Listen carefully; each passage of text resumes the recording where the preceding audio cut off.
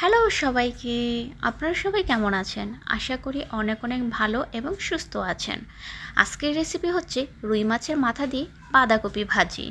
তো যেহেতু এখন বাঁধাকপির সিজন নয়, আপনারা চাইলে কিন্তু বাঁধাকপি দিয়ে এইভাবে ভাজি করে নিতে পারেন। খেতে ভীষণ দারুণ হয়। আর গরম গরম ভাত, পরোটা, রুটির সাথে কিন্তু খেতে এই বাঁধাকপি ভাজিটা অনেক বেশি দারুণ লাগে।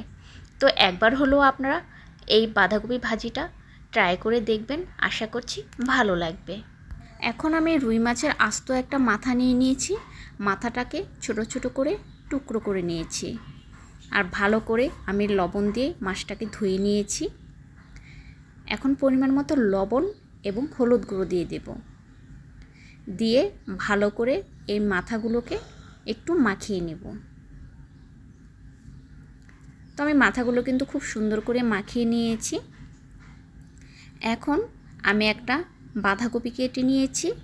তো দেখছেন না, বাঁধাকপিগুলো কিন্তু একটু মোটা মোটা করে কেটেছি, কারণ যেহেতু রান্না করার পর কিন্তু এই বাঁধাকপিগুলো ছোট হয়ে যাবে, তাই মোটা মোটা করে বাঁধাকপি নিয়েছি। আর সাথে ছোট দুইটা আলু, আর সামান্য একটু বেগুন, আর একটু মূলা, আর একটু পটল দিয়ে দিয়েছি। আপনারা চাইলে এই সবজিগুলো অ্যাভয়েডও করতে পারেন। তো আমি এই সবজিগুলো দিয়ে আজকে রান্না করব, তাহলে কিন্তু এই ভাজিটা খেতে ভীষণ দারুণ লাগবে। তো এখন আমি একটা কড়াই বসিয়ে দিয়েছি, তেলও গরম দিয়ে দিয়েছি। এর মধ্যে এখন মাছগুলো দিয়ে ভালো করে ভেজে নেব। তো আমি সবগুলো মাছগুলো দিয়ে দিয়েছি। দিয়ে এখন লাল করে ভাজতে হবে মাছগুলোকে। তো আমার মাছগুলো প্রায় ভাজা হয়ে গেছে। তো এর মধ্যে আমি একটা একটা করে তুলে নিয়েছি। আর যে মাছটা এখনও ভালো করে মাথাটা ভাজা হয়নি, সেটা আরেকটু ভেজে নামিয়ে নিয়েছি। আর এগুলো হচ্ছে মাছের তেল। যেহেতু রুই মাছটা আস্ত নিয়ে এসেছিলো, এর ভেতর থেকে অনেকটাই পরিমাণে এই তেলগুলো বেরিয়ে এসেছে। তো এই তেলগুলোকে আমি হালকা করে ভেজে নিলাম। তো নেওয়ার পরে এগুলো তুলে নিয়েছি। এরপর যে আমি এখানে কাঁচা জিরা দিয়ে দিয়েছি, আর দিয়ে দিলাম দুটো তেজপাতা। দেওয়ার পরে এখানে দিয়ে দিব এখন 3টার মতো পেঁয়াজ কুচি, আর পরিমাণ মতো কাঁচা লঙ্কা। আপনারা যদি ঝালটা একটু বেশি খান, তাহলে ঝালটা একটু বাড়িয়েও দিতে পারেন। তো আমি এখানে 4-5টার মতো কাঁচা লঙ্কা দিয়ে দিয়েছি। এখন পেস্টটাকে আমি হালকা করে একটু ভেজে নেব। তো পেস্টটা কিন্তু আমার ভাজা হয়ে গেছে। এখন এর মধ্যে 1/2 টেবিল চামচ পরিমাণে মরিচ গুঁড়ো দিয়ে দেব, কারণ যেহেতু আমি ঝালটা কাঁচা লঙ্কার বেশি দিয়েছি, তাই মরিচ গুঁড়োটা একটু কমও দিয়েছি। আর দিয়ে দিলাম 1.5 টেবিল চামচ পরিমাণে হলুদ গুঁড়ো। তো এটা দিয়ে ভালো করে একটু তেলে ভেজে তারপরে সামান্য পরিমাণে জল দিয়ে দেব। জল দিয়ে মশলাটাকে আবার একটু কষিয়ে নেব। তো মশলাটা কষানোর সময় আমি এখানে 1 টেবিল চামচ পরিমাণে কাঁচা জিরা বাটা এবং ধনিয়া বাটা, আর 1 টেবিল চামচ পরিমাণে রাঁধুনি বাটা, এই 3টা উপকরণে কিন্তু আমি শিলনোড়ায় মিহি করে বেটে নিয়েছিলাম। আর দিয়ে দিলাম স্বাদ মতো লবণ। মশলাটাকে ভালো করে একটু কষিয়ে নেব। তো আমি ভালো করে কিন্তু মশলাটাকে কষিয়ে নিয়েছি। তো দেখেই বুঝতে পারছেন মশলাটার কালারটা কিন্তু অনেকটাই চেঞ্জ হয়ে গেছে, একটা লাল কালার চলে আসছে। এরপর যে আমি কেটে রাখা বাঁধাকপি এবং সাথে দেওয়া সবজিগুলো দিয়ে দেব। তো সবগুলো দিয়েই ভালো করে মশলার সাথে একটু মিশিয়ে নেব।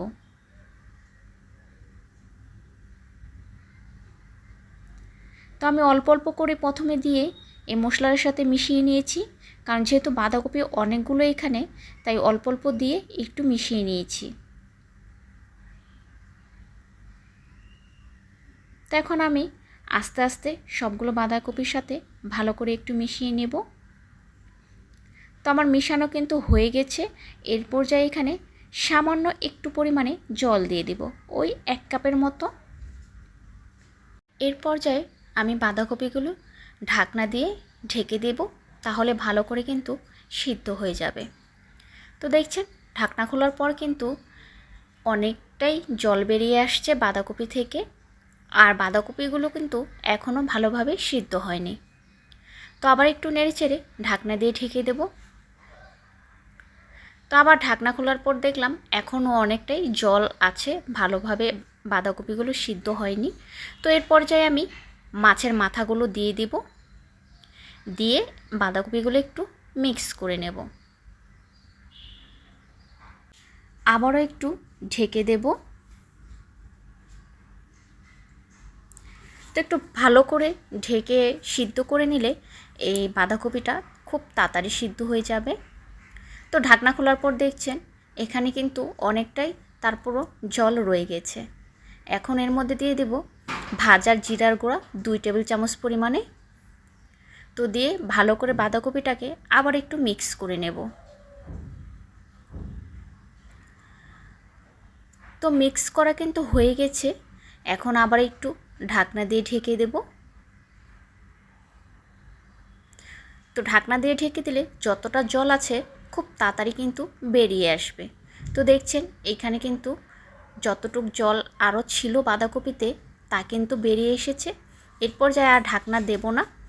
এখন এর মধ্যে কেটে রাখা টমেটো দিয়ে দেব। টমেটো দিলে বাঁধাকপির টেস্টটা কিন্তু অনেকটা আরও বেশি বেড়ে যায়। তো একটু মিক্স করে নেব। তো মিক্স করে এই বাঁধাকপিটাকে এখন ভালো করে একটু ভাজা ভাজা করে নেব, যেন বাঁধাকপি যে জল ভাবটা আছে সেটা চলে যায়। তো যে পর্যন্ত আমার কড়াইতে লেগে না যাচ্ছে সে পর্যন্ত আমি বাঁধাকপিটাকে ভালো করে জলটা শুকিয়ে ভেজে নেব। তো এখন দিয়ে দিলাম সামান্য একটু পরিমাণ ধনেপাতা কুচি। তো ধনেপাতা কুচিটা দিয়ে আরও 2-3 মিনিটের মতো এই বাঁধাকপিটাকে রান্না করে নেব। তো আমার মোটামুটি কিন্তু বাঁধাকপিটা রান্না হয়ে গেছে, জলটা অনেকটাই শুকিয়ে গেছে। আপনারা কড়াইয়ের নিচটা দেখে বুঝতে পারছেন এখানে কিন্তু বাঁধাকপিটা একদমই লেগে গেছে আর জলটা শুকিয়েও গেছে। এরপর যে আমি নামিয়ে নিয়েছি। তো এখন আপনি চাইলে গরম গরম রুটি পরোটার সাথে কিন্তু এই ভাজিটা খেতে দারুণ লাগে। তো একবার হলেও আপনারা ট্রাই করে দেখবেন, আশা করছি আপনাদের ভালো লাগবে। তো রেসিপিটা যদি ভালো লাগে অবশ্যই লাইক শেয়ার করবেন এবং কমেন্ট করে কিন্তু আপনার মতামত জানাতে পারেন। আর পরবর্তীতে কী ধরনের রেসিপি দেখতে চাইলে কিন্তু আমার সাথে শেয়ার করতে পারেন। আর এরকম ভালো ভালো রেসিপি আরও পেতে চাইলে অবশ্যই চ্যানেলটা সাবস্ক্রাইব করে পাশে থাকা বেল আইকনটাকে প্রেস করে দেবেন। সবাই ভালো থাকবেন এবং সুস্থ থাকবেন।